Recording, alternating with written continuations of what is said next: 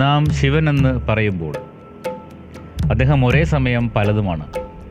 അദ്ദേഹം ഏറ്റവും സുന്ദരനാണ്, ഏറ്റവും വിരൂപനാണ്. അദ്ദേഹം മഹാനായ തപസ്വിയാണ്, കുടുംബസ്ഥനുമാണ്. ദേവന്മാർ അദ്ദേഹത്തെ ആരാധിക്കുന്നു, അസുരന്മാർ അദ്ദേഹത്തെ ആരാധിക്കുന്നു. ലോകത്തിലെ എല്ലാത്തരം ജീവജാലങ്ങളും അദ്ദേഹത്തെ ആരാധിക്കുന്നു. ശിവനെക്കുറിച്ച് നാം എന്ത് പറഞ്ഞാലും നാം മനസ്സിലാക്കണം, അതിൻ്റെ നേർ വിപരീതവും സത്യമാണ്.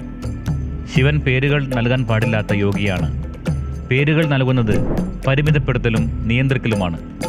അതേസമയം ഈ എല്ലാ നാമങ്ങളുടെയും ആകെത്തുക മുഴുവൻ പ്രപഞ്ചത്തിൻ്റെയും സമ്പൂർണ്ണ പ്രതിനിധാനമാണ്.